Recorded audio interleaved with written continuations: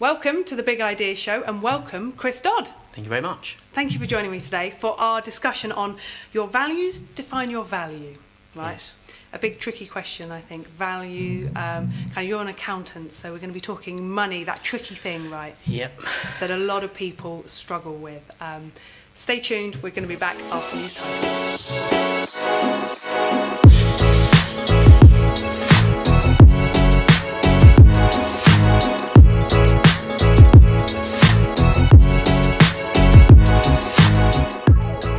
Chris Dodd, welcome Hello. to the hot seat. Thank you very much. So, for those people that don't know you, can you give us a little bit of a context of who you are and what you do? Because I think that is really important for our theme and where I hope that people are going to get a lot of value from what we're talking about Yes, today. absolutely. Yeah, well, hi. I'm Chris Dodd. I'm a chartered certified accountant for my sins. And we've seen quite a great change, really, in our industry, certainly over the last 5 to 10 years with the birth of the cloud and the mysterious cloud and all things related, and we'll transition even further with the likes of making tax digital and other things. So yeah, I mean, quite a fast-paced industry, really. When you compare it perhaps to 10 or 15 years ago. Consider myself quite progressive in what I do, and that's kind of me, really. Nice. Okay, and that's and our theme for this month is vision and values. And we've spoke before, haven't we, about values in what I think people will think that word means in this context, but also value. And I know it's something I struggled with when I kind of first went freelance, and I hear a lot of other people how to value themselves and this whole messy relationship that a lot of us have, maybe it's the culture, I don't know what it is, with valuing ourselves and kind of the money and the relationship with that. So that's why I thought it'd be great to have a chat with you. But before we do that, we're going to learn a little bit more about you with our quick fire questions. Okay. First one, what did you want to be when you were a child? Easy, footballer. Yeah, okay. Yeah, like every kid my age, definitely wanted to be a footballer. How times changed. I asked my little girl this, she said, a YouTuber. Amazing. There we go. And what did you, so after a footballer, what was the next one? Because I think that's an automatic, isn't it, as a kid? I wanted to be a car mechanic, believe it or not. I actually went to college to be a car mechanic, lasted about a year, and then realised didn't really like getting my hands dirty. So then went on to do a GMVQ in advanced business and went on from there. And to be an accountant today. And I love the variety of stuff we go through. Just like when we're kids. You have to find yourself, don't you? Yeah, definitely. Okay. If you weren't doing this, what would you be doing? Something in sales. Yeah, because I love meeting people, talking to people. So certainly something around sales. Car salesman, sheepskin jacket. Go back to that's the thing. Those things we had as kids and those dreams often come back around, don't they, in some way or another. Okay, nice. Best quality or value in yourself, in your opinion? I'd probably say honesty and integrity, probably. Nice. Cool. Okay, and what's a value that you look for most in others? Exactly the same. Honesty and integrity. I think honesty, everyone has to be singing off the same sheet. Within our, we had clients who, have tried to hide things up or whatever, and I think, you can address problems much easier if, you know where you're coming from. Definitely. What the problem is. And often once it's on the table, kind of, if you're honest, the problems aren't really a problem, are they? It's when you're trying to sort problems that aren't the real problem. And people feel liberated, I think, when the truth is out, whether it's good or bad, the fact it's out, there's a liberation there to think, well, now we can actually start working towards sorting this out. Cool. Okay, what's one thing that you own that you value the most? Two things. My dogs. Because they just bring absolute joy, don't they? Whether you come in and you've had a bad day and you're down, and they're the first things you see. So and joy to the whole family, to the kids and stuff. So definitely the dogs. Okay. And what sort of dogs are they? I've got two. I've got a Weimaraner and a French Bulldog. Oh, awesome. Two ends of the extreme. there. Yes, yeah. Those who are in Hawkinge, maybe watching this, have probably seen my French Bulldog on the Hawkinge residence site, because he does tend to escape from time to time, and he's quite well known to that site. So, yeah. Amazing. And Weimaraners, they can be crazy, can't they? Yeah, he's brilliant though. Yeah. He's really good. He's getting a bit old now, but definitely good fun. So, perfect, they're great. Nice. Okay, and final question. If you could impose one law, what would it be? Oh, crikey. This is a tough one. From a professional point of view, I've always had an issue with the fact that accountancy isn't a regulated business. So if you particularly wanted to, Leo, you could set up a business providing accountancy services. You couldn't say you're an accountant, but you could provide accountancy services with no experience, no qualifications or anything. You couldn't do that if you're a doctor or a lawyer, and it just seems that I think there should be some kind of regulation around that, because at the end of the day you're dealing with people's finances, you're filing returns for them, and I think there should be some kind of regulation around that. Okay, good one. Nice. Okay, that's our quick fire questions. Thank you. Let's go into our main discussion, shall we, which is your values define your value. Yes. But first, I guess I want to look at this word. I do love looking at words and kind of what they mean, because we use all this language, don't we? And we have this response from people, but one word could mean something completely different to different people. So what do you think value means to other people, but what does it mean to you? I think value to other people, and I think probably advertising generally, contributes a lot towards people's perceptions of value, and it's all very, very tightly knitted with money. Whenever you see an advert on TV, buy this, it's great value. A bottle of shampoo or washing up liquid, and it's great value, but it's all because you're getting more for your money. So there's this natural kind of tendency to link value with money. That's what I believe other people see. And we've had clients from our point of view that have said, you've only sent us 6 bits of paper, so the value to them was in the amount of bits of paper we sent them, so whereas to going back to what I think value is, I think it's something that you've added extra that is either time profit, so you've got an extra time back because you've got someone else to do something for you, or that it's something that you don't have necessarily the knowledge or skills to be able to do. So what do you think's the impact to, let's talk small business as kind of the main focus on people, if we get so caught up with value meaning money? What impact does that have on them, and what maybe is the alternative that you see for kind of small businesses? Well, I think it has a huge impact on I think most importantly the well-being of the business owner, because I think small business owners generally just wear so many different hats. They are the doer of the work, they are the marketing person, they're the bookkeeper. A lot of the time, if they've got staff, they're HR. They're all of these different things, and I think it just becomes too much. So I think there has to be a point where you have to use the value of professionals to take off that pressure. And use them to effectively relieve the pressure on yourself to gain that bit of time freedom that you need. What would you kind of advise people in terms of a different way? Because it's very common, isn't it? We go, time, money, or value and quality. Like you said, the pieces of paper. What's the output? What's the alternative in how we can redefine how we value ourselves and how others value us? I think it's habitual, I think, and I think it's a really, really difficult question to answer. People just tend to devalue their own time, and working with small business over 20 years, that is probably the number one problem, is that small business owners will take on everything themselves. But if they actually stood back and thought, if I wasn't doing this and I paid someone to do this, who was an expert, I could actually be improving other areas of my business or doing the stuff that does add value for me. You know, with far more efficiency. Yeah, absolutely. So let's look now at the values part. What role do you think that has to play? I know we've talked before, haven't we, about values and how that kind of comes through in a lot of stuff you said about kind of honesty and integrity, but where do you think the link is between values and value?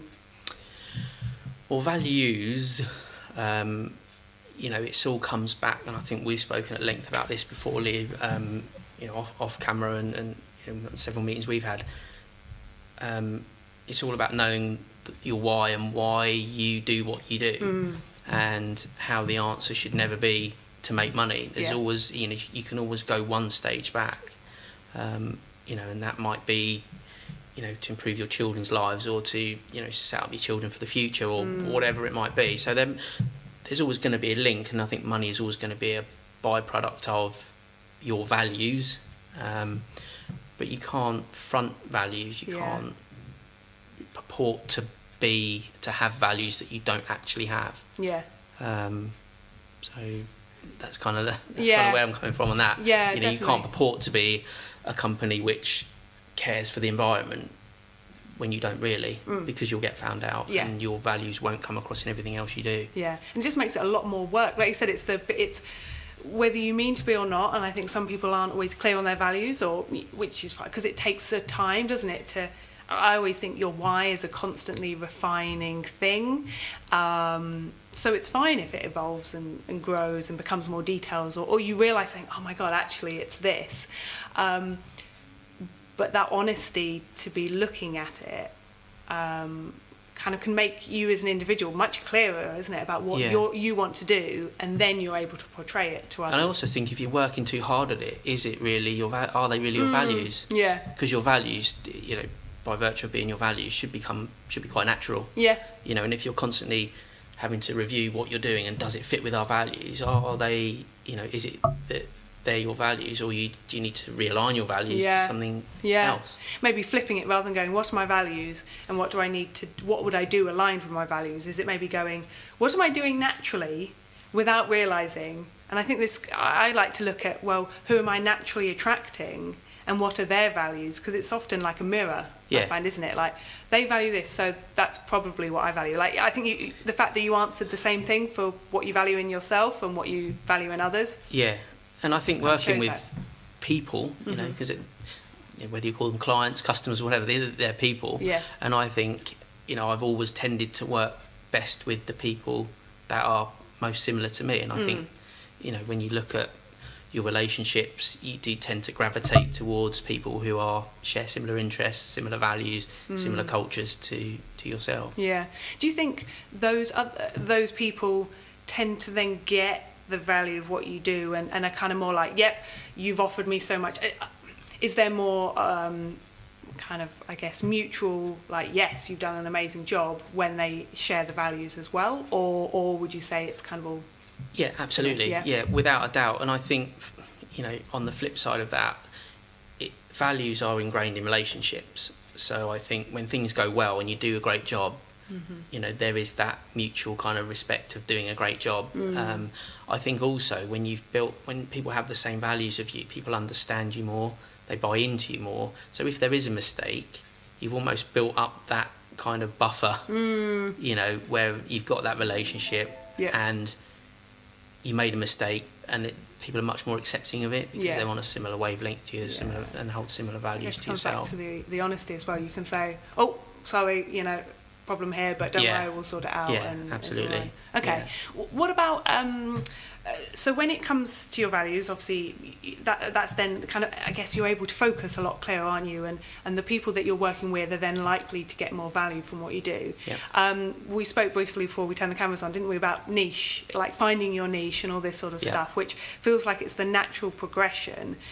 What are your thoughts on that, and then how this idea of value and how much people value you based on when you're kind of maybe in a niche? Well, I think if you set out with a niche, I think that's, or without having a culture or a set of values, I think it's difficult. I think as you work, as your business becomes or evolves, I think you find a niche, if that makes sense. Yeah. By virtue of your values and what you believe in, and and gravitating to those similar types of people, you actually find a niche. And I think especially in service-based businesses where you are building a relationship. Obviously in retail, it's if someone needs a bottle of washing up liquid, they'll go in and get it, irrespective of the cultures of the people serving them or whatever. But obviously in service type businesses where it is all about relationships and relationship building, that's really important. This is kind of moving away from the accountancy element of the chat, but going on this point of niche, we're kind of moving more into marketing. But so with that in mind then, do you think, you always hear it, you always read it, don't you, I guess, especially when you're starting out in business, or your bank manager will say, like, what's your business plan, who's your niche, all this kind of thing. But do you think that's a bit of a question we can't expect people when they're at that early stage to be able to answer, because they haven't done it yet? So how can you know what your natural Absolutely niche is? And it becomes unnatural, doesn't it? If we sat round a table and said, we want to start this company and we want to be, we want to address environmental issues because it's topical, it might be completely unnatural to the people who are building the company, but they feel they have to do it because it's topical. It would just never work, because the culture within the company just wouldn't reflect those values or perceived values to the outside world, and it would just fall. So I think as businesses start and develop, you build relationships, you start working with, or you identify a group of people who tick your boxes. Do you like them? Do they pay you? Do they, do you enjoy working with it? Do they get back to you on time? Are they responsive to your questions? Do they take on your advice and and implement it?